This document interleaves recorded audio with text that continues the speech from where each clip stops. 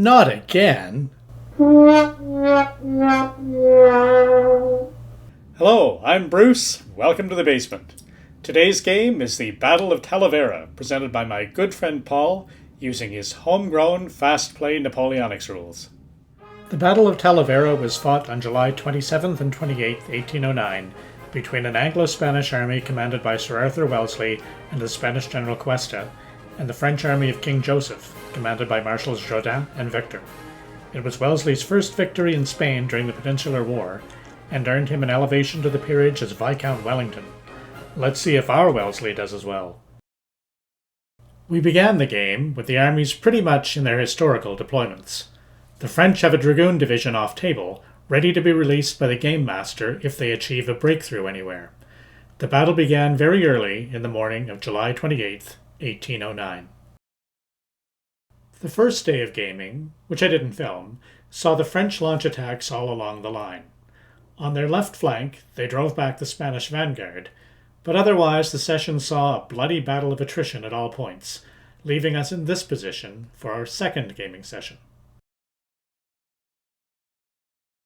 Situation at 8:30 a.m. on July 28th when we begin our game. In the south of the battlefield, the Spanish vanguard, commanded by Brigadier General Zayas, has been forced out of the olive groves east of Talavera de la Reina. As a result of events in our previous gaming session, some of its units are withdrawing through the town, while the remnants of the Cazadores de Campo Mayor have been left behind, probably unwillingly, to cover their retreat. The town itself is held by the Spanish 1st and 2nd Divisions. The roads heading northwards from Talavera are lined with walls and hedges, making them ideal for defence, and the Spanish 3rd and 4th Divisions are holding them in two lines. To the north of these units is the Spanish 2nd Cavalry Division, which sits on the west side of the Portina River with the redoubt of the Pajar de Vergara in front of them. Two battalions of the Irlanda Infantry Regiment have advanced out of their positions to act as a forlorn hope, at the request of Sir Arthur Wellesley, to defend the southern flank of the Pajar de Vergara. Wellesley's British troops occupy a redoubt on the Pajar de Vergara, and then the 1st Division holds the ground to the Cerro de Medellin, held by Rowland Hill's 2nd Division. The British cavalry is deployed on the plain north of Hill's position. The Spanish enjoy a defence in depth, and Cuesta is confident he can hold his line.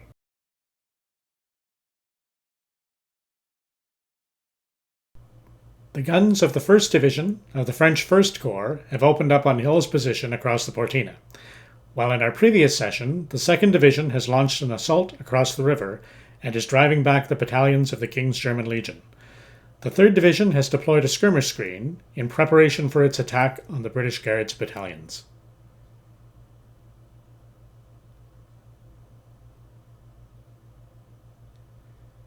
In the centre, Laval's 2nd Division of Sebastiani's 4th Corps, with cavalry and artillery support, is applying pressure to the redoubt on the Pajar de Vergara.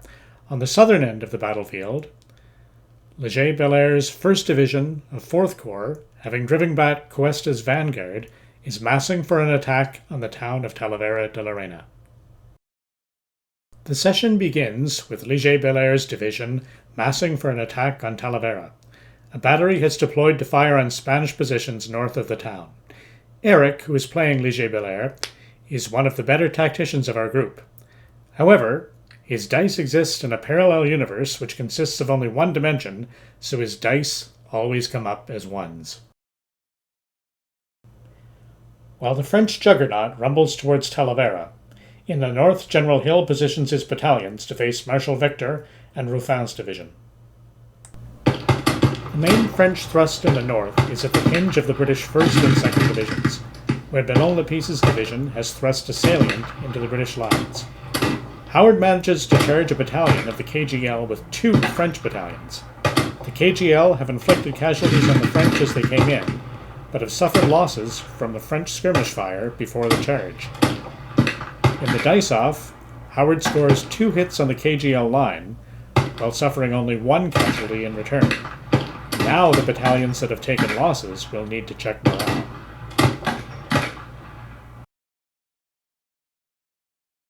As we broke for lunch, the battle was turning into one of attrition all along the line.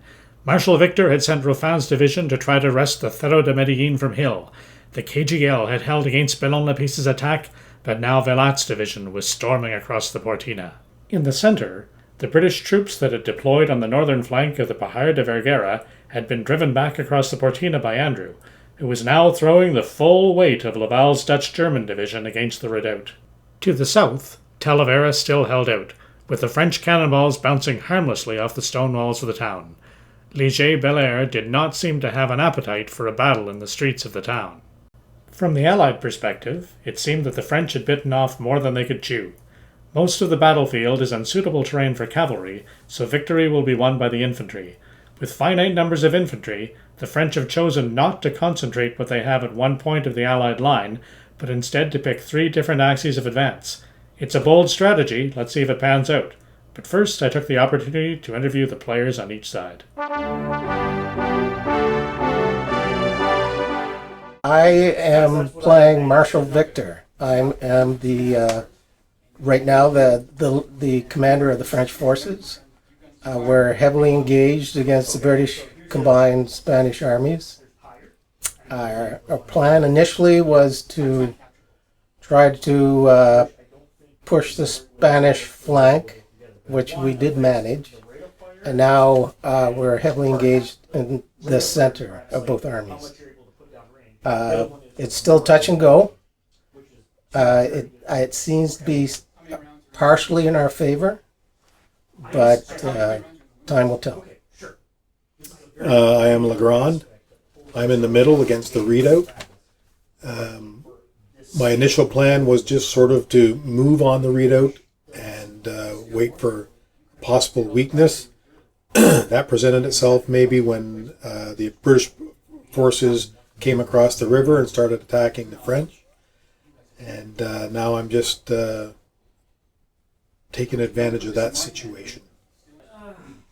I'm Velate, and I'm the right center facing the British Guards and KGL in line in the olive groves. And I have several brigades that are trying to force the line and had made a breakthrough, but have now been pushed back by the Guards and KGL. So otherwise, doing quite well. I'm Liger-Belair. I'm commander of the left flank, and we are pushing the Spanish back out of the woods. Their advance guard has already been pushed back into the city, and we are planning to advance against their lines next.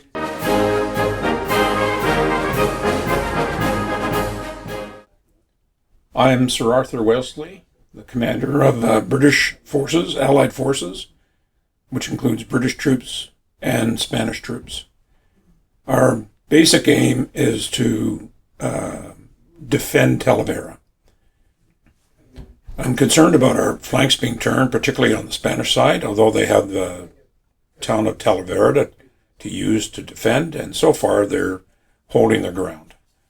And on my other flank, commander of the 2nd Division, 3rd Division, is protecting our left flank.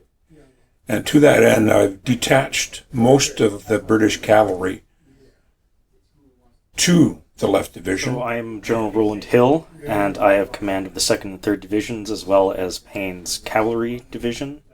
So far, it's been pretty quiet on my flank, though as I've moved up the cavalry to take advantage of the fact that the French cavalry have to cross the stream, which will slow them down. The French on top of the hill opposite me have decided that they're going to finally move down and stop being cowards on top of the hill.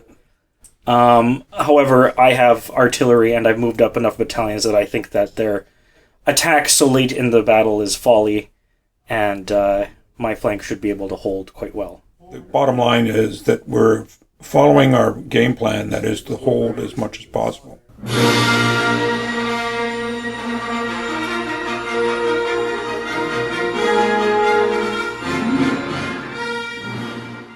So, I am General Cuesta of the Spanish Army. I'm not going to lie to you, don't tell the English this, but things are not going so well on my side. I've already lost the Vanguard Division. It's not so good, and so now the odds are 4-1. How can anybody win when the odds are 4-1? Maybe if I outnumbered the French by 5-1, I could beat them, but right now I only outnumber them by 4-1, so I think I'm in trouble. Nonetheless, I have a plan. My plan is to sit in Talavera until a miracle happens, and then once that happens, I will go out and claim victory.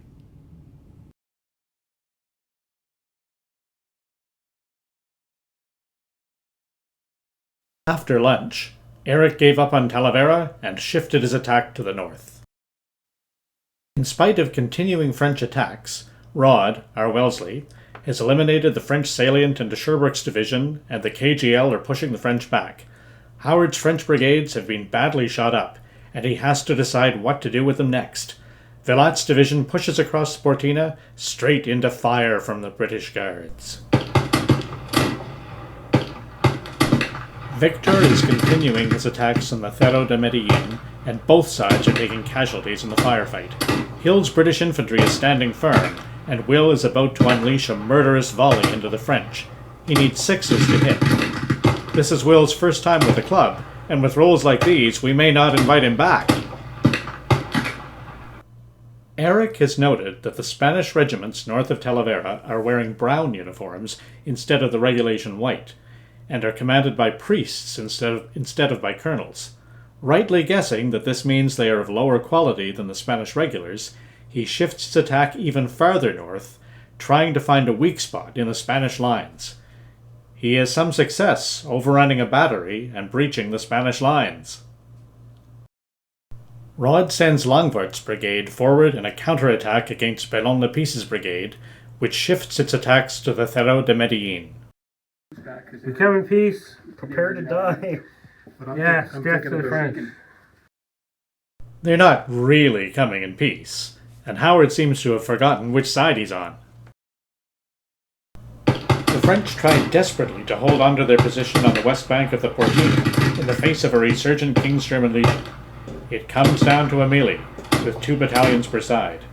Melee in the game represents both bayonet work and close-range volleys, and can be quite deadly. In this exchange, Rod's KGL battalions see off Howard's French. The French must now check morale. I rolled a 1. Guess what? Okay. Nerd. For the French, this is a disaster. Their battalions rout, which causes a brigade morale test, which Howard fails. The brigade is removed. Howard must now check to see if the division fails its morale check. If it fails, it would be removed, which would cause a corps morale check. Fortunately for the French, the division does not rout, but it becomes shaken and must retire 12 inches. Meanwhile, stung by fire from the French horse artillery, Will decides to send the British cavalry across the Portina. It's a risky move, but if he can send the French horse packing, First Corps' flank will be exposed, and the whole French attack will be thrown into disarray. The melee is intense, and Paul throws every regiment he can into stopping the British charge.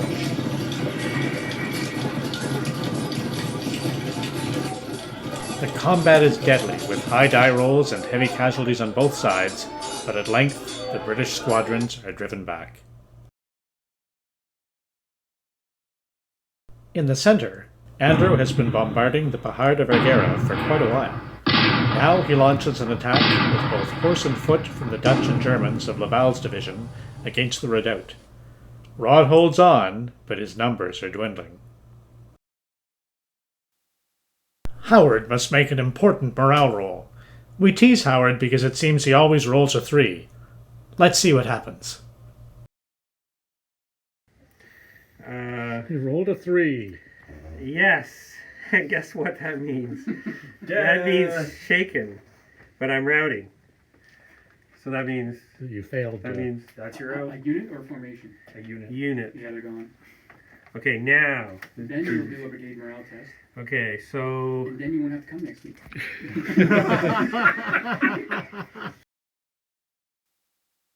It turns out that Eric's decision to attack the units led by priests was a bad one, as God was on their side and the Spanish line holds firm.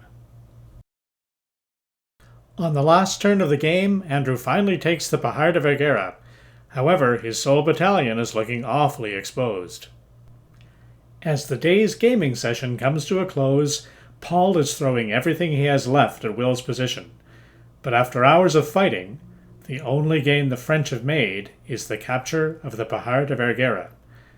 Their attacks have bled their battalions white, and the Allied line is still intact. What will the next session bring? For our third and final gaming session, this was the situation.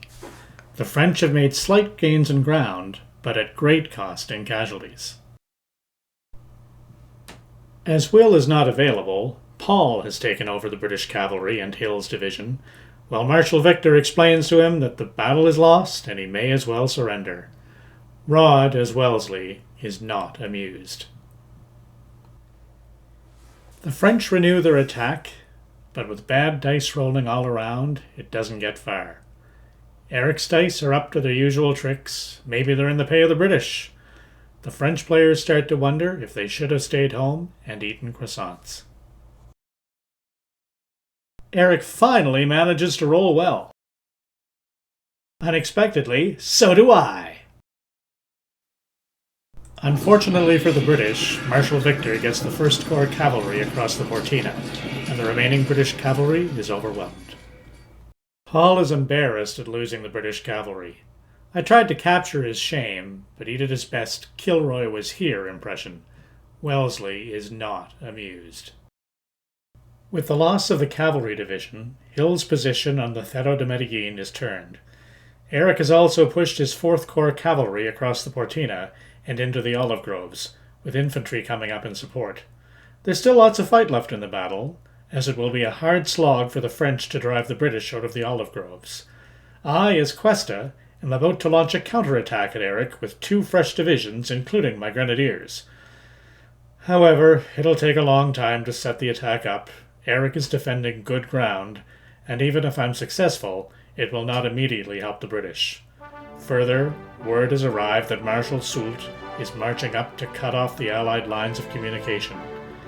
With the French having the upper hand in this hard-fought battle, we declare it a win for Marshal Victor.